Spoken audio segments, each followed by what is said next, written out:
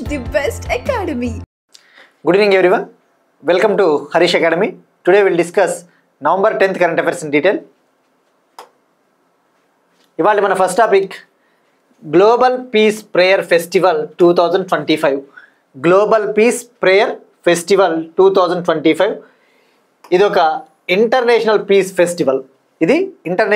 Festival. ఈ festival Bhutan కంట్రీలో ప్రారంభమైంది. భూటాన్ కంట్రీలోని థింపు సిటీలో, భూటాన్ క్యాపిటల్ థింపు, భూటాన్లోని థింపులో ప్రారంభమైంది. ఈ సందర్భంగా ఈ గ్లోబల్ పీస్ ప్రేయర్ ఫెస్టివల్లో భాగంగా ఇండియా నుంచి బుద్ధుడికి చెందిన అవశేషాలు, గౌతమ బుద్ధుడికి చెందిన అవశేషాలు, బుద్ధాస్ రెలిక్స్ భూటాన్కు చేరుకున్నాయి. మనకి ఎగ్జామ్ పాయింట్ ఆఫ్ వ్యూలో ఫస్ట్ ఈ గ్లోబల్ పీస్ ప్రేయర్ ఫెస్టివల్ ఎన్ని రోజుల పాటు జరగబోతా ఉంది, దీన్ని ఎవరు నిర్వహిస్తూ ఉన్నారు, ఎవరు ఆర్గనైజ్ చేస్తూ ఉన్నారు, దీని ముఖ్య ఉద్దేశం ఏంటి, ఇటువంటి డీటెయిల్స్ అన్ని తెలుసుకోవాలి. ఆ తర్వాత భూటాన్కు చేరుకున్న గౌతమ బుద్ధుని అవశేషాల గురించి డీటెయిల్గా డిస్కస్ చేసుకోవాలి. ఫస్ట్ ఈ గ్లోబల్ పీస్ ప్రేయర్ ఫెస్టివల్ 2025 విషయానికి వస్తే ఇది 16 డేస్ పాటు జరగబోతా ఉంది, 16 రోజుల పాటు. ఓవరాల్గా దీని ముఖ్య ఉద్దేశము ప్రపంచవ్యాప్తంగా శాంతిని ఏర్పాటు చేయాలి. ఒక విధంగా చెప్పాలంటే స్పిరిచువల్ ఫెస్టివల్ అని చెప్పవచ్చు, అంటే ఆధ్యాత్మిక పండుగ. ఈ ఫెస్టివల్లో ప్రపంచవ్యాప్తంగా ఉన్న బుద్ధిస్ట్ కంట్రీస్ ఏవైతే ఉంటాయో, ఈ బుద్ధా నేషన్స్, ఈ బుద్ధిజం ఫాలో అయ్యే వాళ్ళందరూ కూడా ఇక్కడ అటెండ్ అవుతూ ఉన్నారు, స్పిరిచువల్ లీడర్స్. ఇది November 4th ప్రారంభమైంది. November 4th నుంచి November 19th వరకు ఓవరాల్గా 16 డేస్ పాటు ఈ ఫెస్టివల్ జరగబోతా ఉంది. దీని ముఖ్య ఉద్దేశము ఈ యొక్క భూటాన్లో ఎవరైతే డెమోక్రసీని ప్రవేశపెట్టారో ఒక రాజు, భూటాన్కు చెందిన 4th కింగ్, 4వ రాజు జిగ్మే సింగే వాంగ్చుక్ అనే రాజు అక్కడ భూటాన్కు 4వ రాజుగా ఉన్నారు అప్పట్లో. ఆయన గతంలో ఈ యొక్క డెమోక్రసీని, భూటాన్లో ప్రజాస్వామ్యాన్ని ఏర్పాటు చేసే సందర్భంగా ఆయన యొక్క 70th బర్త్ యానివర్సరీ సందర్భంగా, ఆయన యొక్క 70వ జయంతి సందర్భంగా ఈ ఫెస్టివల్ని ఆర్గనైజ్ చేస్తూ ఉన్నారు. ఇందులో భాగంగా ప్రపంచవ్యాప్తంగా ఉన్న బుద్ధిస్ట్ కంట్రీస్కి చెందిన స్పిరిచువల్ లీడర్స్, ఆధ్యాత్మికవేత్తలందరూ కూడా ఇక్కడ మీట్ అయ్యి విషయాలు చర్చించబోతూ ఉన్నారు. మరి ఇప్పుడు ఈ యొక్క ఫెస్టివల్లో పాల్గొనడం కోసం, ఈ యొక్క ఫెస్టివల్లో ప్రజా సందర్శన కోసం, పబ్లిక్ డిస్ప్లే కోసము ఇండియా నుంచి, ముఖ్యంగా న్యూఢిల్లీలోని నేషనల్ మ్యూజియం నుంచి గౌతమ బుద్ధునికి చెందిన అవశేషాలు భూటాన్లోని థింపుకు చేరుకున్నాయి. ఇక్కడ మరి ఆ అవశేషాలని ఏమంటారు, మనం ప్రీవియస్ క్లాసెస్లో కూడా డిస్కస్ చేసుకున్నాం. గౌతమ బుద్ధునికి చెందిన అవశేషాలు అంటే ఏమొస్తాయి, అతను వాడిన ఏవైనా వస్తువులు కావచ్చు, అతని అస్థికలు, గౌతమ బుద్ధాస్ యూజ్ చేసిన జ్యువెలరీ కావచ్చు, లేదంటే అతని యొక్క రిలిక్స్ అంటే అవశేషాలు, అస్థికలు. మరి ఇప్పుడు వాటిని పిప్రహ్వా అవశేషాలు, పిప్రహ్వా రెలిక్స్. ఇక్కడ పిప్రహ్వా అనేది ఇది ఉత్తరప్రదేశ్లోని ఒక ప్రాంతము. అక్కడ గౌతమ బుద్ధునికి చెందిన అవశేషాలు, రెలిక్స్ అనేవి ఈ పిప్రహ్వా అనే ప్రాంతంలో డిస్కవర్ అయ్యాయి, కనుగొన్నారు. కాబట్టి అక్కడ గుర్తించారు. కాబట్టి ఈ పిప్రహ్వా రెలిక్స్నే గౌతమ బుద్ధ అవశేషాలు అంటారు. సో ఇక మరి వీటిని ఈ యొక్క థింపులోని ఈ యొక్క బౌద్ధ మతస్థులకు చెందిన ఒక మఠము, ఆ మఠం వచ్చేసి తషి చోడ్జోంగ్ మఠం వద్ద అక్కడ ప్రజా సందర్శన కోసం, పబ్లిక్ డిస్ప్లే కోసం అక్కడ ఏర్పాటు చేయబోతా ఉన్నారు. ఇటీవలనే ఈ యొక్క రెలిక్స్, మన గౌతమ బుద్ధాకు చెందిన రెలిక్స్ రష్యాకు కూడా వెళ్ళాయని చెప్పేసి మనం తెలుసుకుందాం. ఇప్పుడు ఈ భూటాన్కు మన యూనియన్ ఈ social justice and empowerment minister గారి ఈ సామాజిక న్యాయము సాధికారిక మంత్రి శాఖ ఆధ్వర్యంలో ఈ రెలిక్స్ అక్కడికి చేరుకున్నాయి. సో ఇక గుర్తుపెట్టుకోవాల్సింది, తషి చోడ్జోంగ్ మోనాస్టరీ వద్ద ప్రజా సందర్శనకు ఉంచబోతా ఉన్నారు. ఇక ఇది రెండవసారి ఈ రెలిక్స్ అక్కడికి చేరుకోవడము, భూటాన్కి చేరుకోవడము రెండవసారి. ఇది second time to reach these relics to Bhutan. ఇక ప్రైమ్ మినిస్టర్ నరేంద్ర మోడీ గారు కూడా రేపు November 11th భూటాన్ పర్యటనకు వెళ్ళబోతా ఉన్నారు ఈ ఫెస్టివల్లో పాల్గొనడం కోసము. ఇక వన్స్ ఆ విజిట్ కంప్లీట్ అయిన తర్వాత మనం ఆ డీటెయిల్స్ గురించి కూడా డీటెయిల్గా డిస్కస్ చేసుకుందాం. సో ప్రస్తుతానికైతే global peace prayer festival November 4th నుంచి November 19th వరకు, ఇందులో భాగంగా పిప్రహ్వా రెలిక్స్ ఇక భూటాన్కు చేరుకున్నాయి. ఇక మరి దీన్ని నిర్వహిస్తూ ఉన్నది ఎవరు? ఈ గ్లోబల్ పీస్ ప్రేయర్ ఫెస్టివల్ని నిర్వహిస్తూ ఉన్న వాళ్ళు భూటాన్ గవర్నమెంటు, భూటాన్ గవర్నమెంట్ అలానే భారతదేశ సహకారంతో ఇండియాకు చెందిన మినిస్ట్రీ ఆఫ్ కల్చర్ సాంస్కృతిక మంత్రిత్వ శాఖ సహకారంతో అలానే ఇంటర్నేషనల్ బుద్ధిస్ట్ కాన్ఫెడరేషన్ అంతర్జాతీయ బుద్ధిస్ట్ కాన్ఫెడరేషన్ సహకారంతో ఈ ఫెస్టివల్ని నిర్వహిస్తూ ఉన్నారు. So this is about global peace prayer festival 2025. Next one, Uttarakhand రజతోత్సవ వేడుకల్లో పాల్గొన్న prime minister Narendra Modi. Uttarakhand state ఏర్పాటయ్యి 25 ఇయర్స్ పూర్తయిన సందర్భంగా నిన్న నవంబర్ 9th ఉత్తరాఖండ్ ఏర్పాటయ్యి 25 ఇయర్స్ అయింది. 2000 నవంబర్ 9th 2000 సంవత్సరము నవంబర్ 9th ఉత్తరప్రదేశ్ నుంచి ఉత్తరాఖండ్ సపరేట్ స్టేట్గా ఏర్పడింది. ఆ ఉత్తరాఖండ్ స్టేట్ ఏర్పడిన సందర్భంగా ఆ రజతోత్సవ వేడుకలు అంటే silver Jubilee celebrations 25 years complete అయిన సందర్భంగా ప్రైమ్ మినిస్టర్ నరేంద్ర మోడీ గారు ఉత్తరాఖండ్లోని డెహ్రాడూన్ పర్యటనకు వెళ్లారు. అక్కడ సుమారుగా 8140 crore విలువైన ప్రాజెక్టులను ప్రారంభించారు. 8140 కోట్ల విలువైన ప్రాజెక్టులకు శంకుస్థాపన చేయడం జరిగింది. వీటిని డెహ్రాడూన్లోని ఫారెస్ట్ రీసెర్చ్ ఇన్స్టిట్యూట్ వద్ద ప్రారంభించారు. ఆ ప్రాజెక్ట్స్ వచ్చేసి drinking water, irrigation, education, energy, urban development, ఇటువంటి వాటికి సంబంధించిన ప్రాజెక్ట్స్. సో ఆ ప్రాజెక్ట్స్ దేనికి సంబంధించిన అంటే తాగునీరు, అలానే ఎనర్జీ రంగము, నగర ప్రణాళిక, స్పోర్ట్స్, నైపుణ్య శిక్షణ, ఇటువంటి వాటికి సంబంధించిన ప్రాజెక్టులు. సో ఇక్కడ మెయిన్గా గుర్తుపెట్టుకోవాల్సింది ఎప్పుడు ఫార్మ్ అయిందంటే ఉత్తరాఖండ్ నవంబర్ 9th 2000లో ఇది సపరేట్ స్టేట్గా ఫామ్ అయింది. ఇక అలానే ప్రైమ్ మినిస్టర్ నరేంద్ర మోడీ గారు మాట్లాడుతూ ఉత్తరాఖండ్ యొక్క ప్రోగ్రెస్ గురించి చెప్పారు. ఉత్తరాఖండ్ అనేది యూనిఫామ్ సివిల్ కోడ్ని, ఇండియాలో యూనిఫామ్ సివిల్ కోడ్ ఉమ్మడి పౌర స్మృతిని అమలు చేసిన మొట్టమొదటి రాష్ట్రం, first state in India to implement uniform civil code is Uttarakhand. ఇక ఉత్తరాఖండ్ విషయానికి వస్తే చీఫ్ మినిస్టర్ వచ్చేసి పుష్కర్ సింగ్ ధామీ గారు ఉన్నారు. పుష్కర్ సింగ్ ధామీ గారు. ఇక ఉత్తరాఖండ్ గవర్నమెంటు రీసెంట్గా ఒక నిర్ణయం కూడా తీసుకునింది. ఈ పొల్యూషన్ని కంట్రోల్ చేయడం కోసము, ముఖ్యంగా పర్యావరణాన్ని కాపాడడం కోసము, ఈ కాలుష్యం, గాలి కాలుష్యం ఏదైతే ఉందో ఈ కాలుష్యాన్ని కంట్రోల్ చేయడం కోసము ఉత్తరాఖండ్ గవర్నమెంటు రీసెంట్గా ఒక నిర్ణయం తీసుకునింది. ఈ డిసెంబర్ 2025 నుంచి ఉత్తరాఖండ్లోకి బయట స్టేట్స్ నుంచి ఏవైనా వెహికల్స్ వస్తే ఆ వెహికల్స్ పైన గ్రీన్ ట్యాక్స్ వెయ్యాలి అని చెప్పేసి భావిస్తూ ఉంది. అంటే అదర్ స్టేట్స్ నుంచి ఉత్తరాఖండ్లోకి వచ్చే కార్లు కావచ్చు, బస్సులు కావచ్చు, ట్రక్కులు, అటువంటి వాటిపైన గ్రీన్ ట్యాక్స్. సో ఇక్కడ గుర్తుపెట్టుకోండి, Uttarakhand government is decided to impose green tax on vehicles which are coming in to the state of Uttarakhand from outside. Uttarakhand decided to impose green tax on the vehicles which are coming into Uttarakhand from outside of the state. So, ఎప్పటి నుంచి అంటే December 2025 అంటే next month నుంచి అమలు చేయబోతోంది green tax. Next one, Sharavathi project.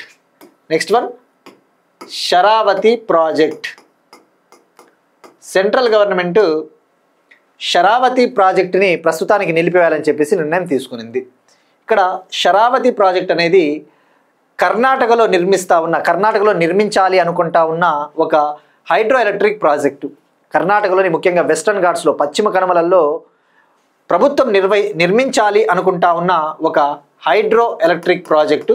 దీని capacity 2000 megawatt project. 2000 megawatt pumped storage hydro electric project. 2000 మెగావాట్ల pumped storage hydro electric project. అయితే ప్రస్తుతానికి సెంట్రల్ గవర్నమెంటు ఈ ప్రాజెక్ట్ని హోల్డ్లో ఉంచింది. దీనికి అవసరమైన పర్యావరణ అనుమతులు ప్రస్తుతానికి ఇంకా జారీ చేయలేదు. దీనికి ప్రధాన కారణము ఈ షరావతి ప్రాజెక్ట్ వల్ల వెస్ట్రన్ ఘాట్స్ ఏదైతే ఉందో ఈ పశ్చిమ కనుమలకి చాలా ఇంపాక్ట్ ఉంటుంది, డ్యామేజ్ కలిగే ఛాన్సెస్ ఉంటుంది అని చెప్పేసి దీనికి కేటాయించాల్సిన 54 acres ల్యాండ్ని, 54 ఎకరాల భూమిని ప్రస్తుతానికి నిలిపివేసింది. ప్రస్తుతానికి ఈ ప్రాజెక్ట్ని హోల్డ్లో పెట్టింది, నిలుపుదల చేసింది. సో మరి ఎందుకు నిలుపుదల చేసింది అంటే వెస్ట్రన్ ఘాట్స్ అనేది ఎకలాజికల్లీ సెన్సిటివ్ ఏరియా, చాలా కీలకమైన ఏరియా. ముఖ్యంగా ఈ వెస్ట్రన్ ఘాట్స్లో నిర్మించబోయే ఈ ప్రాజెక్ట్ వల్ల సుమారుగా 15,000కు పైగా ట్రీస్ని కొట్టివేయాల్సి ఉంటుంది, 15,000కు పైగా చెట్లను కొట్టివేయాల్సి ఉంటుంది. దీనివల్ల వెస్ట్రన్ ఘాట్స్ అనేది దెబ్బతింటుంది. అలానే ఈ షరావతి ప్రాజెక్ట్ ఏదైతే ఉందో ఈ షరావతి ప్రాజెక్ట్ని కర్ణాటకలోని షరావతి వ్యాలీ లయన్ టైల్డ్ మెకాక్యూ శాంక్చురీలో నిర్మించాలి అనుకుంటా ఉన్నారు. ఈ షరావతి ప్రాజెక్ట్ని షరావతి వ్యాలీ లయన్ టైల్డ్ మెకాక్యూ శాంక్చురీలో నిర్మించాలి. అయితే అక్కడ ఈ వ్యాలీలో, ఈ షరావతి వ్యాలీలో ఒక రకమైన జంతువులు, ఒక రకమైన బయోడైవర్సిటీ, లయన్ టైల్డ్ మెకాక్యూ అంటే ఇవి ఒక విధంగా చెప్పాలంటే లైక్ మంకీస్ టైప్ ఉంటాయి, కోతుల టైపు. సో ఈ లయన్ టైల్డ్ మకాకి కావచ్చు, టైగర్స్, లెపర్డ్స్ ఎక్కువగా ఉంటాయని చెప్పేసి ఈ ప్రస్తుతానికి ప్రాజెక్ట్ నిలిపివేసింది. ఇక మనకి ఎగ్జామ్ పాయింట్ ఆఫ్ వ్యూ తెలుసుకోవాల్సింది Western Ghats. So Sharavathi project అంటే Karnataka 2000 megawatt hydro electric project. మరి వెస్ట్రన్ ఘాట్స్ విషయానికి వస్తే ఎందుకు అంత కీలకము అంటే వెస్ట్రన్ ఘాట్స్ 6 స్టేట్స్లలో పాస్ అవుతాయి. 6 రాష్ట్రాలు, గుజరాత్ కావచ్చు, గుజరాత్, మహారాష్ట్ర, కర్ణాటక, కేరళ, తమిళనాడు, గోవా, ఈ 6 రాష్ట్రాలలో వెస్ట్రన్ ఘాట్స్ విస్తరించి ఉన్నాయి. ఈ మహారాష్ట్ర ఆ ప్రాంతంలో వెస్ట్రన్ ఘాట్స్ని సహ్యాద్రి కొండలు అంటారు. సహ్యాద్రి హిల్స్ జాగ్రఫీలో చదివే ఉంటారు. అదే కేరళ, తమిళనాడు ఆ ప్రాంతంలో వీటిని నీలగిరి కొండలు అంటారు. నీలగిరి కొండలు ఉదాహరణకు షోలా ఫారెస్ట్లు, షోలా అడవులు అంటే ఎక్కడంటే నీలగిరి. సో ఇప్పుడు వెస్ట్రన్ ఘాట్స్ని కన్జర్వ్ చేయడం కోసం, వీటిని పరిరక్షించడం కోసం గతంలో గవర్నమెంట్ ఆఫ్ ఇండియా 2 ప్యానెల్స్ను కూడా వేసింది. గాడ్గిల్ కమిటీ కావచ్చు, గాడ్గిల్ కమిటీ, అలానే గాడ్గిల్ కమిటీ తర్వాత కస్తూరి రంగన్ ప్యానెల్, కస్తూరి రంగన్ కమిటీ.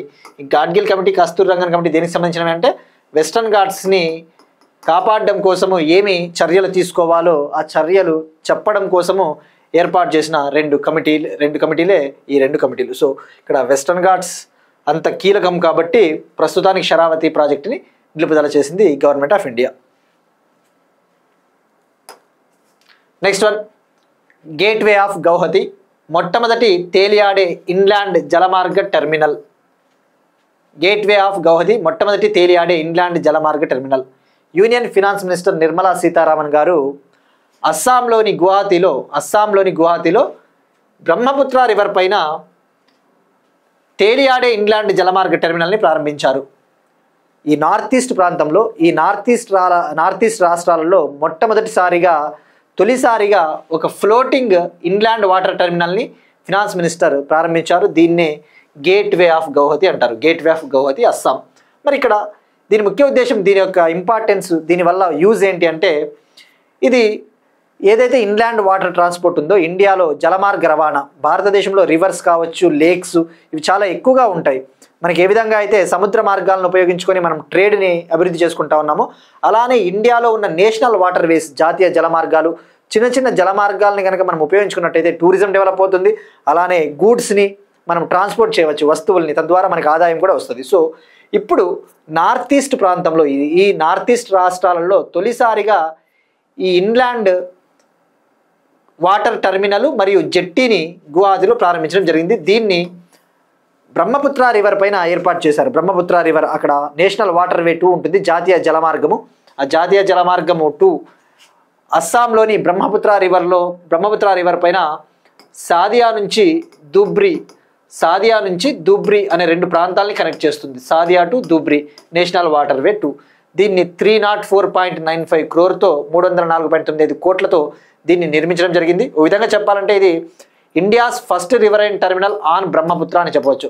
బ్రహ్మపుత్ర నది పైన భారతదేశపు మొట్టమొదటి ఇన్లాండ్ వాటర్ టెర్మినల్ అని చెప్పవచ్చు. బ్రహ్మపుత్ర నది పైన భారతదేశపు మొట్టమొదటి ఇన్లాండ్ వాటర్ టెర్మినల్. మరి ఇక్కడ ఈ టెర్మినల్లో ఏముంటుంది, ఇక్కడ చూస్తే మీరు ఇది ఒక కమాండ్ సెంటర్, ఇది ఒక ఇన్ఫ్రాస్ట్రక్చర్, ఒక బిల్డింగ్ అని చెప్పవచ్చు. ఇందులో కమాండ్ సెంటర్ అవసరమైన సర్వీసెస్ అందించడం కోసము, ఈ యొక్క జలమార్గ రవాణాను అభివృద్ధి చేయడానికి అవసరమైన కనెక్టివిటీ సర్వీసెస్ను అందిస్తుంది. It will provide necessary connectivity services to promote and to develop the inland water transport system in the country. So national waterway 2 Nirmala Sitharaman గారు ప్రారంభించారు. నెక్స్ట్ వన్, ముఖ్యమంత్రి తీర్థయాత్ర యోజన. పంజాబ్ గవర్నమెంట్ 9వ సిక్కు గురువు అయిన గురు తేగ్ బహదూర్ జీ, పంజాబ్ గవర్నమెంట్ 9వ సిక్కు గురువు అయిన గురు తేగ్ బహదూర్ జీ గారి యొక్క 350వ మార్టైర్డమ్ డే సందర్భంగా ముఖ్యమంత్రి తీర్థయాత్ర యోజన ఫేజ్ 2ని ప్రారంభించింది. ఇక్కడ మార్టైర్డమ్ డే అంటే దేశం కోసము, జాతి కోసము తమ ప్రాణాలను త్యాగం చేసిన రోజును మార్టైర్డమ్ డే అంటారు.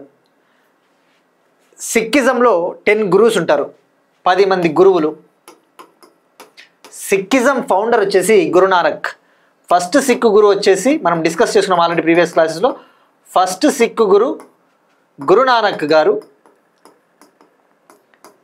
9th సిక్కు గురు గురు తేగ్ బహదూర్జీ, 10th సిక్కు గురు మనకి ఇంపార్టెంట్, 10th సిక్కు గురు గురు గోబింద్ సింగ్, 9th సిక్కు గురు వచ్చేసి గురు తేగ్ బహదూర్జీ. ఇక అలానే 5th సిక్కు గురు కూడా చాలా ఇంపార్టెంట్, గురు అర్జున్ దేవ్. మరి ఇప్పుడు ఇక్కడ గురు తేగ్ బహదూర్జీ వచ్చేసి ఈయన 9th సిక్కు గురు. ఈయన యొక్క 350వ మార్టైర్డమ్ డే సందర్భంగా ఒక తీర్థయాత్ర స్కీమ్ని లాంచ్ చేసింది పంజాబ్ గవర్నమెంట్ లాంచ్ చేసిన స్కీమ్ ముఖ్యమంత్రి తీర్థయాత్ర యోజన. మరి ఇందులో భాగంగా ఏం చేస్తారు అంటే, ఎవరైతే 50 ఏళ్ళు పైబడి ఉంటారో 50 ఏళ్ళు పైబడిన వ్యక్తులందరికీ, అంటే కులంతో సంబంధం లేకుండా, మతంతో సంబంధం లేకుండా, ప్రాంతంతో సంబంధం లేకుండా వాళ్ళకి పంజాబ్లో ఉన్న ముఖ్యమైన డివోషనల్ సైట్స్, పంజాబ్లో ఉన్న ముఖ్యమైన సిక్కు ఆధ్యాత్మిక క్షేత్రాలు, అలానే పంజాబే కాకుండా హిమాచల్ ప్రదేశ్, మిగతా రాష్ట్రాల్లో ఉన్న ముఖ్యమైన సిక్కు ప్రదేశాలకి వీళ్ళని తీర్థయాత్రకు తీసుకొని వెళ్తారు. వీటి కోసం పంజాబ్ గవర్నమెంట్ స్పెషల్గా బస్సెస్ని అరేంజ్ చేసింది. అలానే రైల్వే మంత్రిత్వ శాఖతో కూడా చర్చలు జరుపుతూ ఉంది. రైల్వే మంత్రిత్వ శాఖ కూడా దీనికి సపోర్ట్ చేయబోతూ ఉంది. సో ఇక్కడ గుర్తుపెట్టుకోవాల్సింది, ఇది phase 2. ఎవరు ఎలిజిబుల్ అంటే those who are above 50 years, they can travel to different pilgrimage sites in Punjab. For example, Amritsar Sahib, పంజాబ్లోని అమృత్సర్లో ఉన్న హర్మందిర్ సాహిబ్, అలానే ఈ యొక్క జలియన్ వాలాబాగ్ ప్రదేశం, ఇవన్నీ కూడా వీళ్ళు విజిట్ చేయవచ్చు. So Punjab government will provide pilgrimage services to the persons who are above 50 years, irrespective of their caste, irrespective of their religion, irrespective of their region. So ఇక్కడ గుర్తుపెట్టుకోవాల్సింది గురు తేగ్ బహదూర్జీ గారి 350వ మార్టైర్డమ్ సందర్భంగా. ఇక మరి ఇక్కడ గురునానక్ గారి విషయానికి వస్తే, ఫస్ట్ సిక్కు గురు ఈయన లంగర్ అనే ఒక కమ్యూనిటీ కిచెన్ కాన్సెప్ట్ని కూడా ప్రారంభించారని చెప్పేసి తెలుసుకున్నాం. లంగర్ అనే ఒక కమ్యూనిటీ కిచెన్ కాన్సెప్ట్, ఇక్కడ అందరూ లంగర్ అనే కమ్యూనిటీ కిచెన్ కాన్సెప్ట్లో భాగంగా ప్రజలందరూ కూడా కులము మతంతో సంబంధం లేకుండా అందరూ కలిసి కట్టుగా కూర్చొని భోజనం చేయవచ్చు. సో సామూహిక భోజనం అని చెప్పవచ్చు. ఇక గురు అర్జున్ దేవ్ విషయానికి వస్తే, 5th సిక్కు గురు సిక్కులకు పవిత్ర గ్రంథమైన గురు గ్రంథ్ సాహిబ్, దీన్నే ఆది గ్రంథ్ అని కూడా పిలుస్తారు. ఆది గ్రంథ్. ఈ గురు గ్రంథ్ సాహిబ్ని ఎవరు కంపైల్ చేశారు, ఎవరు దీన్ని రచించారు, ఎవరు రాశారు అంటే 5th సిక్కు గురు అర్జున్ దేవ్. అయితే ఈ గురు గ్రంథ్ సాహిబ్ని రాసింది ఒరిజినల్గా 5th సిక్కు గురు అయినప్పటికీ, ఈ గురు గ్రంథ్ సాహిబ్కి కొన్ని పద్యాలను 10వ సిక్కు గురు గారు కూడా యాడ్ చేశారు. ఈ గురు గ్రంథ్ సాహిబ్కి 10వ సిక్కు గురు అయిన గురు గోబింద్ సింగ్ కొన్ని పద్యాలను యాడ్ చేశారు, కొన్ని హిమ్స్ని. ఆ హిమ్స్ ఎవరికి సంబంధించినవంటే 9th సిక్కు గురు తేగ్ బహదూర్జీ, 9వ సిక్కు గురు అయిన తేగ్ బహదూర్జీకి సంబంధించిన కొన్ని పద్యాలు, కొన్ని శ్లోకాలను ఈ గురు గ్రంథ్ సాహిబ్లో 10వ సిక్కు గురు యాడ్ చేయడం జరిగింది. అప్పుడు ఇది శ్రీ గురు గ్రంథ్ సాహిబ్గా మారింది, శ్రీ గురు గ్రంథ్ సాహిబ్. సో ఈ పాయింట్లన్నీ మనకి ఎందుకు ఇంపార్టెంట్ అంటే మిడివల్ హిస్టరీలో వెళ్ళిపోతాయి. గురు గ్రంథ్ సాహిబ్నే ఆది గ్రంథ్ అంటారు. దీన్ని కంపైల్ చేసింది 5th సిక్కు గురు. అయితే ఇందులో 10వ సిక్కు గురు కొన్ని పద్యాలు యాడ్ చేశాడు. అలా యాడ్ చేయడం ద్వారా ఇది శ్రీ గురు గ్రంథ్ సాహిబ్ అయ్యింది. దీనికి ఎవరి పద్యాలను యాడ్ చేశారు అంటే 9వ సిక్కు గురు తేగ్ బహదూర్జీవి. అలానే ఇందులో గురునానక్కి సంబంధించిన కొన్ని గురునానక్కు సంబంధించిన కొన్ని టీచింగ్లు కూడా ఈ గ్రంథంలో ఉన్నాయి. సో ఇది ముఖ్యమంత్రి తీర్థయాత్ర యోజన స్కీము. నెక్స్ట్ వన్, బహుభార్యత్వాన్ని నిషేధించే బిల్లుకు అస్సాం మంత్రివర్గం ఆమోదం. అస్సాం క్యాబినెట్ ఒక బిల్లుని తీసుకురావాలని చెప్పేసి ప్లాన్ చేస్తూ ఉంది. బహుభార్యత్వాన్ని నిషేధించే బిల్లుకు అస్సాం మంత్రివర్గం ఆమోదం తెలిపింది. ఇక్కడ బహుభార్యత్వం అంటే పాలీగమి, ఒకే పర్సను చాలామంది మహిళలను వివాహం ఆడితే దాన్ని బహుభార్యత్వం అంటారు. Assam cabinet approved a bill which imposes ban on polygamy. Assam cabinet approved a bill which imposes ban on polygamy. మరి ఇప్పుడు ఈ బిల్లుని ఏమంటారో తెలుసుకుంటే సరిపోతుంది. The Assam prohibition of polygamy bill 2025. Assam prohibition of polygamy bill 2025. Prohibition అంటే నిషేధం అని అర్థం, నిషేధం. అయితే కొన్ని ఎక్సెప్షన్స్ ఉన్నాయి, కొన్ని మినహాయింపులు కూడా ఉన్నాయి. ముఖ్యంగా 6th షెడ్యూల్ ఏరియాస్ ఏవైతే ఉంటాయో, 6th షెడ్యూల్ ప్రాంతాలు ఏవైతే ఉంటాయో ఆ ప్రాంతాలలో ఈ బహుభార్యత్వాన్ని అలౌ చేసే అవకాశం కూడా ఉంది అట. ఈ 6th షెడ్యూల్ అంటే administration of tribal areas in the states of Assam, Meghalaya, Tripura, Mizoram. Assam, Meghalaya, Tripura, Mizoram ఈ 4 రాష్ట్రాలలో ఉన్న గిరిజన ప్రాంతాలు, ట్రైబల్ ఏరియాస్ ఏవైతే ఉంటాయో వాటిని నిర్వహించడం కోసం, వాటి యొక్క పరిపాలన కోసము 6th షెడ్యూల్ ఉంది మన కాన్స్టిట్యూషన్లో. ఇటీవల లడఖ్లో జరుగుతూ ఉన్న ప్రొటెస్ట్లు, సోనం వాంగ్చుక్ యొక్క ఆధ్వర్యంలో జరుగుతూ ఉన్న ఆందోళనలు కూడా ముఖ్య ఉద్దేశం లడఖ్ని 6th షెడ్యూల్లో జాయిన్ చేయాలని చెప్పేసి. ఈ 6th షెడ్యూల్ ఏమని చెప్తుంది? Administration of tribal areas in the states of Assam, Meghalaya, Tripura, Mizoram. మరి ఈ గిరిజన ప్రాంతాలలో ముఖ్యంగా కొన్ని గిరిజన తెగలలో ఈ బహుభార్యత్వం అనేది లీగల్. కొన్ని ట్రైబల్ ఏరియాస్లలో పాలిగమీ ఈజ్ లీగల్. సో అక్కడ మినహాయించే అవకాశం కూడా ఉంది.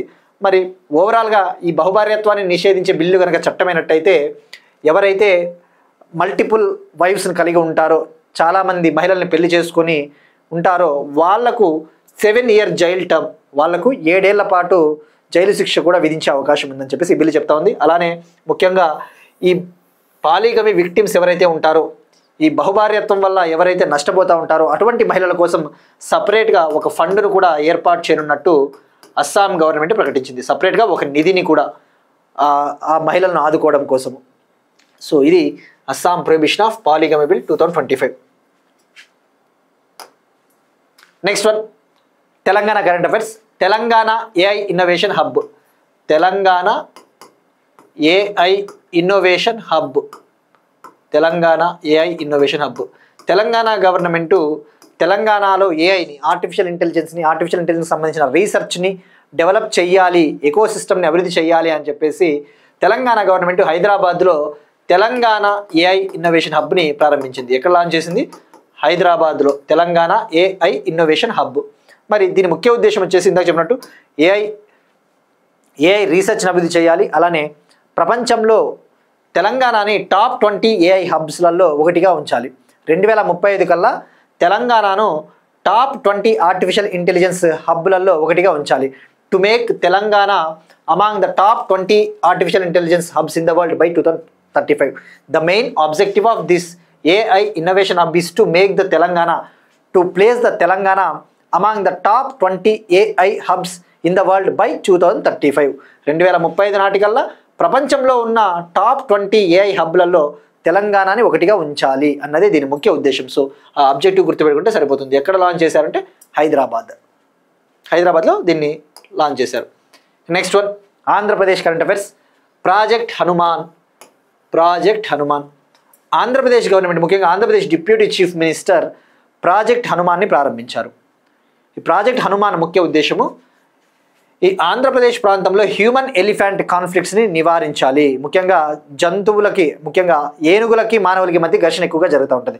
ఆంధ్రప్రదేశ్లోని చిత్తూరు ప్రాంతంలో ఎక్కువగా అబ్జర్వ్ చేస్తే చిత్తూరు, అన్నమయ్య ఆ జిల్లాలలో ఈ తమిళనాడు, కర్ణాటక నుంచి, ముఖ్యంగా తమిళనాడు నుంచి ఈ అడవి ఏనుగులు, ఈ వైల్డ్ ఎలిఫెంట్స్ ఏవైతే ఉంటాయో పంట పొలాల్లోకి చొరబడి అక్కడ పంటను నాశనం చేస్తూ ఉంటాయి, అక్కడ మనుషులను కూడా ఇవి చంపేస్తూ ఉంటాయి దాడి చేసి. సో ఈ సందర్భంగా ఈ హ్యూమన్ ఎలిఫెంట్ కాన్ఫ్లిక్ట్స్, ఈ మనుషులు ఈ ఏనుగుల మధ్య ఘర్షణను తగ్గించాలి అని చెప్పేసి ప్రాజెక్ట్ హనుమాన్ని డిప్యూటీ చీఫ్ మినిస్టర్ ప్రారంభించారు. అలానే చిత్తూరు జిల్లాలోని ముసలిమడుగు అనే ప్రాంతంలో కుంకి ట్రైనింగ్ క్యాంప్ను కూడా ప్రారంభించారు. చిత్తూరు జిల్లాలోని ముసలిమడుగు అనే ప్రాంతంలో కుంకి ఎలిఫెంట్ ట్రైనింగ్ క్యాంప్ని ప్రారంభించడం జరిగింది. ఎక్కడ? చిత్తూరు జిల్లాలోని ముసలిమడుగు. మరి ఇక్కడ కుంకి ఎలిఫెంట్స్ చాలా ఇంపార్టెంట్. అసలు ఏంటివి కుంకి ఎలిఫెంట్స్? ఇటీవల ఆంధ్రప్రదేశ్ గవర్నమెంట్ కర్ణాటక నుంచి ట్రైన్డ్ ఎలిఫెంట్స్ని, శిక్షణ పొందిన ఏనుగుల్ని ఆంధ్రప్రదేశ్కి తీసుకొని రావడం జరిగింది. కర్ణాటకతో ఒప్పందంలో భాగంగా కుంకి ఎలిఫెంట్లను కర్ణాటక నుంచి తీసుకొచ్చింది. Andhra Pradesh government recently entered into an MOU with Karnataka government to bring some kumki elephants kumki elephants into the state of Andhra Pradesh. మరి ఇక్కడ కుంకి ఎలిఫెంట్ అంటే గుర్తుపెట్టుకోండి, ఏ విధంగా అయితే అడవి ఏనుగులు అనేవి చాలా డేంజర్, బట్ ఈ కుంకి ఎలిఫెంట్స్ అనేవి ట్రైన్డ్ ఎలిఫెంట్స్. వీటికి శిక్షణ ఇస్తారు. తద్వారా ఇవి ఏం చేస్తాయంటే ఒకవేళ అడవి ఏనుగులు ఈ యొక్క పొలాలలోకి ఎంటర్ అయినా కూడా వాటిని సేఫ్గా ఆ అడవి ఏనుగుల్ని ఇవి ఆ యొక్క అడవిలోకి మళ్ళీ తీసుకుని వెళ్ళేలా ట్రై చేస్తాయి. సో ఇక్కడ కుంకి ఎలిఫెంట్స్ శిక్షకులు ఎవరు ఉంటారంటే మహౌట్స్. తమిళనాడులో ఈ మహౌట్ల కోసం సపరేట్ గ్రామాన్ని కూడా ఏర్పాటు చేశారు. Separate village for mahouts established in Tamil Nadu. So ఇక్కడ కుంకి ట్రైనింగ్ క్యాంప్ చిత్తూరు. మరి ఇక్కడ ప్రాజెక్ట్ హనుమాన్ ఏం చేస్తుంది, అసలు ఈ ప్రాజెక్ట్ హనుమాన్ అంటే ఏంటో అబ్రివేషన్ కూడా చాలా ఇంపార్టెంట్. ఇప్పుడు ఎప్పుడైతే ఆ ఎలిఫెంట్స్ ఈ పంట పొలాల్లోకి వచ్చినప్పుడు అవి మనుషుల దాడిలో గాయపడతా ఉంటాయి. సో అటువంటి ఎలిఫెంట్స్ని, అటువంటి వైల్డ్ లైఫ్కి అవసరమైన చికిత్స అందించడం కోసం, అవసరమైన వెటర్నరీ సపోర్ట్ని అందించడం కోసం ప్రాజెక్ట్ హనుమాన్ని లాంచ్ చేయడం జరిగింది. ఇక్కడ ప్రాజెక్ట్ హనుమాన్ అంటే healing and nurturing units for monitoring, aid and nursing of wild life. Healing and nurturing units for monitoring, aid and nursing of wild life. Just project Hanuman అని గుర్తుపెట్టుకోండి. ఈ అబ్రివేషన్ అనేది ఇంగ్లీష్లో ఉంది కాబట్టి మనం తెలుగులో ట్రాన్స్లేట్ చేసేకపోయినా కూడా చాలా డిఫికల్ట్ ఉంటుంది. సో ప్రాజెక్ట్ హనుమాన్ ఈ హ్యూమన్ ఎలిఫెంట్ కాన్ఫ్లిక్ట్స్ని కంట్రోల్ చేయడం కోసం. నెక్స్ట్ ఇప్పుడు ఒక క్వశ్చన్ చూద్దాం. ఇంటర్నేషనల్ ఆర్యన్ సమ్మిట్ 2025 ఎక్కడ జరిగింది? ఇంటర్నేషనల్ ఆర్యన్ సమ్మిట్ 2025 ఎక్కడ జరిగింది? ప్రైమ్ మినిస్టర్ నరేంద్ర మోడీ గారు దీన్ని ప్రారంభించారు. ఇది ఎక్కడ జరిగింది? దీని ముఖ్య ఉద్దేశం ఏంటి? ఎక్కడ జరిగింది? ఎప్పుడు జరిగింది? దీని యొక్క ముఖ్య ఉద్దేశం ఏంటి? Next one, India's 94th Ramsar site అంటే గోగాబిల్ లేక్, బీహార్లోని గోగాబిల్ లేక్. ఇక అత్యధికంగా భారతదేశంలో రామ్సార్ ప్రదేశాలు తమిళనాడులో ఉన్నాయి. Second UP, third Bihar. Second UP, third Bihar Ramsar sites. Next one, iron would chip. Google ఒక 7th జనరేషన్ చిప్ని లాంచ్ చేసింది. గూగుల్ కంపెనీ 7th జనరేషన్ చిప్ని లాంచ్ చేసింది. దాని పేరు ఐరన్ వుడ్ చిప్. దీని ముఖ్య ఉద్దేశము ఏఐ అప్లికేషన్స్ని డెవలప్ చేయడం కోసము. ఆర్టిఫిషియల్ ఇంటెలిజెన్స్ అప్లికేషన్స్ ఇప్పుడు ఉన్నాయి కదా, లార్జ్ లాంగ్వేజ్ మోడల్స్ మనం ఎక్కువగా డెవలప్ చేస్తూ ఉన్నాం. అంటే లాంగ్వేజ్ మోడల్స్ మనం ఏ విధంగా అయితే భాషని డెవలప్ చేస్తూ ఉన్నామో, భాషని, చాట్ జీపీటీ, అలానే గ్రోక్ ఏఐ, ఇటువంటి లార్జ్ లాంగ్వేజ్ మోడల్స్ని డెవలప్ చేయాలి అంటే, ఇటువంటి లాంగ్వేజ్ ట్రాన్స్లేషనల్ టూల్స్ వీటిని అభివృద్ధి చేయాలి అంటే ఒక అత్యాధునికమైన చిప్, ఒక హై పర్ఫార్మెన్స్ చిప్, అత్యధికంగా సామర్థ్యం కలిగిన ఒక చిప్ని లాంచ్ చేయాలని చెప్పేసి గూగుల్ కంపెనీ లాంచ్ చేసింది. దాని పేరే iron would chip for speed AI applications. ఇది 7th generation tensor processing unit. 7th generation tensor processing unit. ఒక పాడ్లో ఇది సుమారుగా 9216 చిప్స్ని కలిగి ఉంటుంది. ఇది ఒక జస్ట్ ఒక ఇమాజినరీ ఒక పాడ్, ఒక చిప్ ఏదైతే ఉందో ఈ పాడ్ సుమారుగా 9216 చిప్స్ని కలిగి ఉంటుంది. So iron would chip Google. Next one, 93వ వార్షికోత్సవాన్ని పురస్కరించుకొని గౌహతిలో తొలిసారిగా పూర్తి స్థాయి వైమానిక ప్రదర్శన నిర్వహించిన Indian air force. Indian air force ఏర్పాటయ్యి 93 years పూర్తయిన సందర్భంగా ఆ సెలబ్రేషన్స్లో భాగంగా తొలిసారిగా నార్త్ ఈస్ట్లో ఒక పూర్తి స్థాయి వైమానిక ప్రదర్శనను, first ever full scale air షోని గౌహతి, అస్సాంలో కండక్ట్ చేసింది Indian air force. Indian air force 8th October 1932లో ఏర్పాటైంది. ఇది ఏర్పాటై 93 years పూర్తయింది. 1932లో ఇది రాయల్ ఇండియన్ ఎయిర్ ఫోర్స్గా ఏర్పాటైంది. Royal Indian air force. ఇప్పుడు ఇది ఏర్పాటయ్యి ఆల్రెడీ 93 years పూర్తయింది.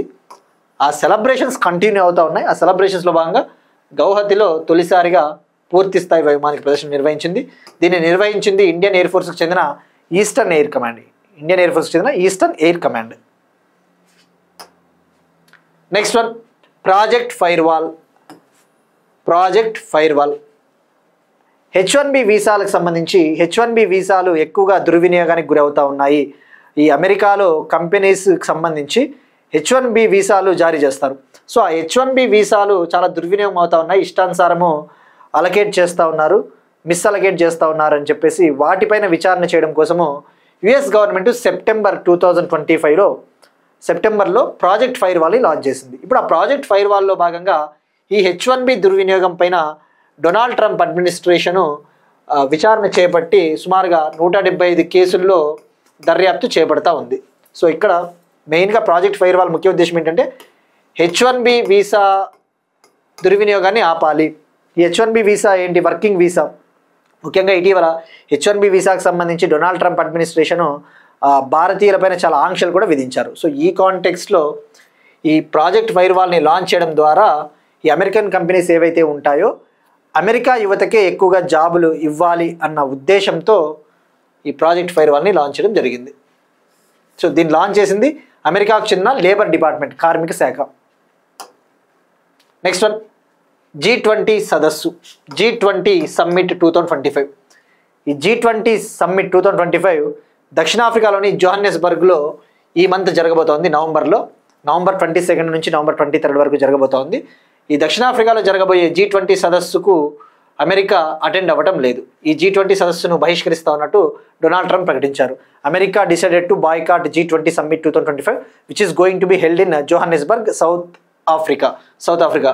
మరి ఎందుకు ఈ దక్షిణాఫ్రికాలో జరగబోయే G20 సదస్సుని బహిష్కరిస్తూ ఉన్నాడు అంటే ముఖ్యంగా ఈ సౌత్ ఆఫ్రికాలో ఈ శ్వేత జాతికి చెందిన రైతులు, ఈ వైట్ మెన్ ఈ శ్వేత జాతికి చెందిన రైతులపైన ఎక్కువగా వివక్ష చూపుతా ఉన్నారు, డిస్క్రిమినేషన్ చూపుతా ఉన్నారు అని చెప్పేసి దానికి నిరసనగా డొనాల్డ్ ట్రంప్ మేము అటెండ్ అవ్వట్లేదు, మా దేశం నుంచి ఏ ఒక్కరు కూడా అటెండ్ అవ్వట్లేదు అని చెప్పేసి ప్రకటించడం జరిగింది. సో ఎలాగో G20 సమ్మిట్ జరిగిన తర్వాత G20 సమ్మిట్ గురించి డీటెయిల్గా తెలుసుకుంటాం. బట్ ప్రస్తుతానికి G20 సమ్మిట్ ఏదైనా ఒక గ్రూపింగ్ వార్తల్లో ఉన్నప్పుడు అది ఎప్పుడు ఏర్పాటైంది, దాని ముఖ్య ఉద్దేశము, దాని హెడ్ క్వార్టర్సు, అందులో మెంబర్ కంట్రీస్ ఏమి ఉన్నాయి, ఇటువంటివి తెలుసుకుంటే సరిపోతుంది.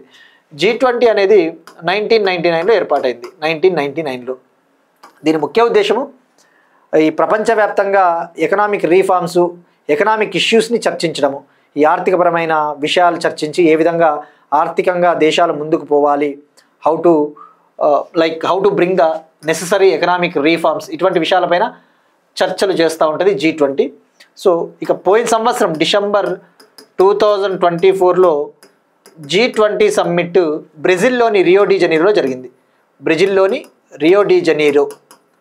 ఇప్పుడు 2025 G20 సమ్మిట్ సౌత్ ఆఫ్రికాలోని జోహన్నెస్బర్గ్.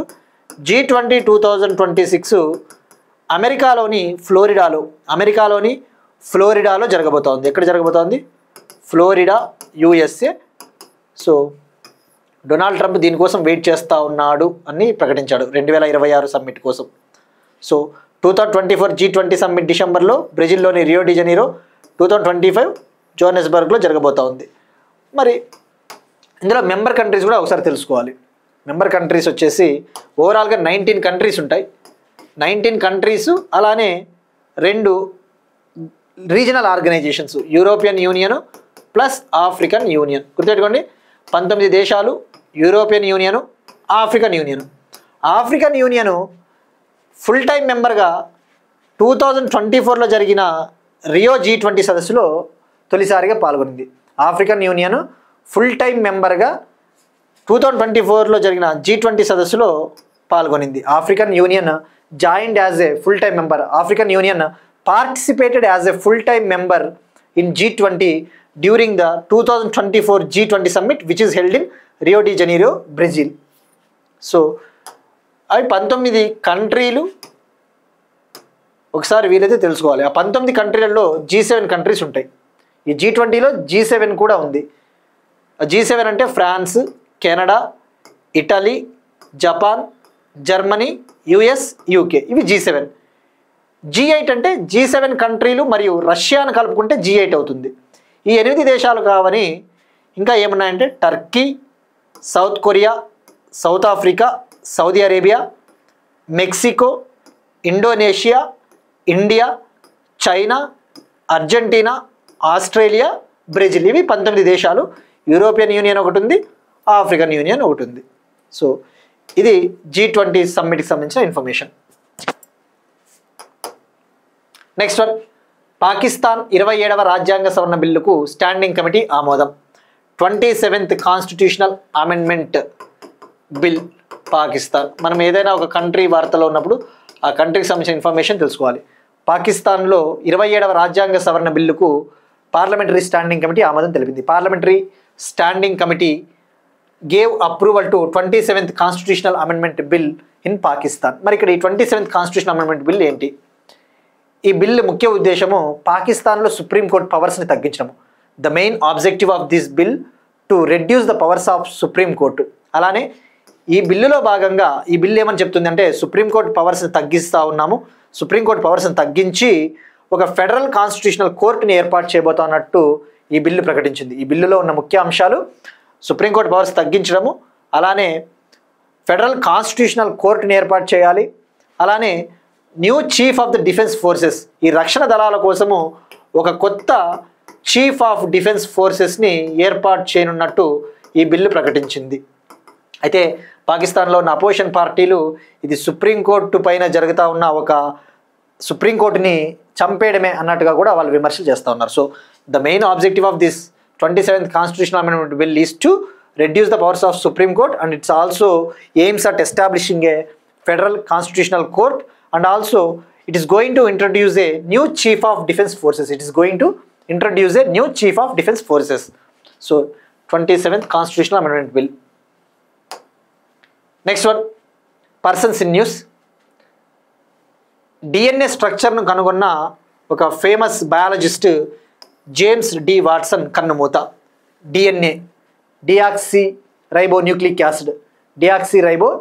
యాసిడ్ ఈ డిఎన్ఏ స్ట్రక్చర్ను కనుగొన్న జేమ్స్ డి వాట్సన్ అనే ఒక బయాలజిస్టు, అమెరికాకు చెందిన బయాలజిస్టు, ఈయన మరణించారు.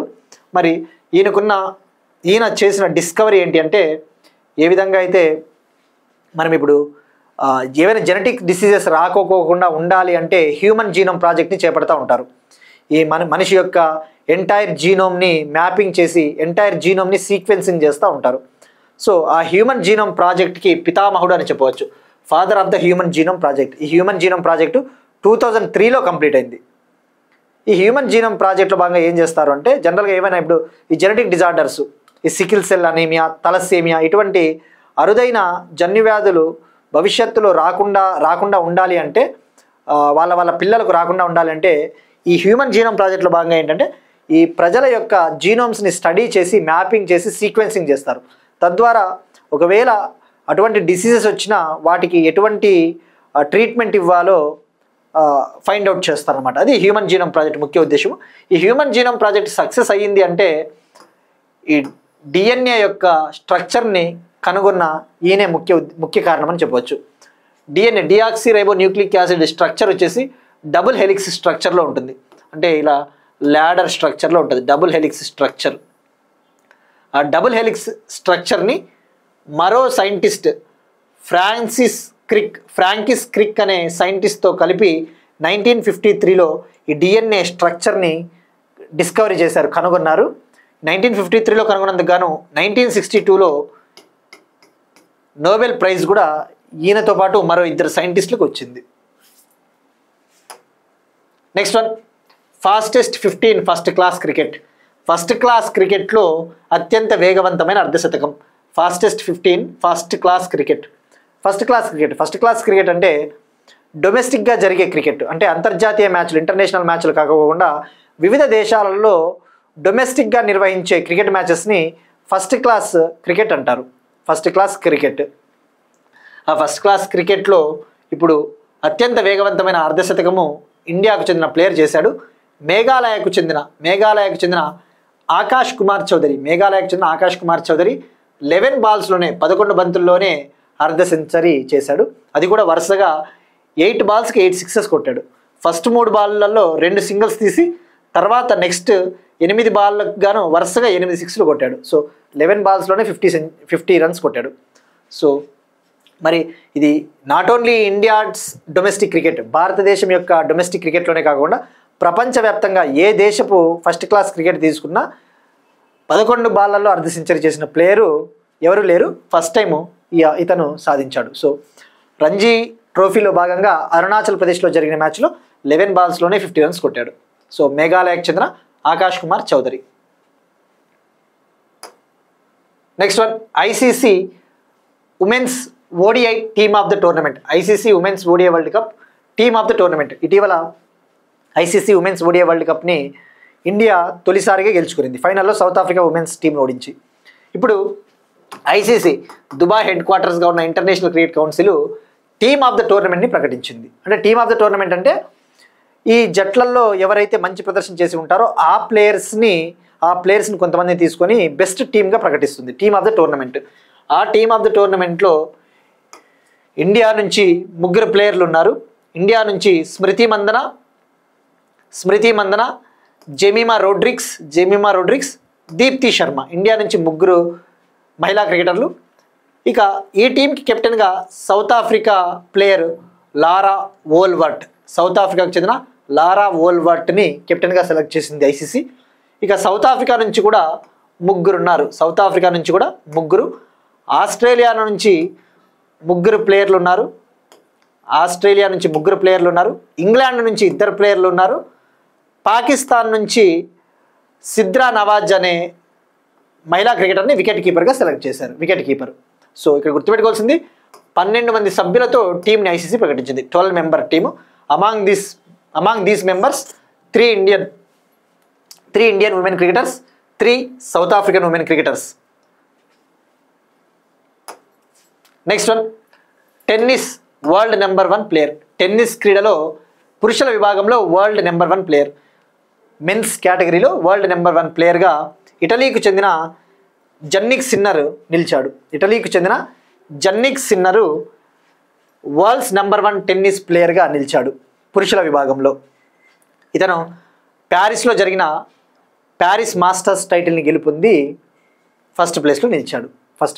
అంతకుముందు వరకు స్పెయిన్కు చెందిన కార్లోస్ ఆల్కరాజ్ ఉండేవాడు. ఇప్పుడు ఆ కార్లోస్ ఆల్కరాజ్ని వెనక్కి తోసి ఫస్ట్ ప్లేస్లో నిలిచాడు. ఇవి ఇవాల్టి కరెంట్ అఫైర్స్. మనం ఒకసారి క్విక్గా రీక్యాప్ చూద్దాం. Global peace prayer festival 2025 Bhutan Thimphu. Uttarakhand రజతోత్సవ వేడుకల్లో పాల్గొన్న మోడీ.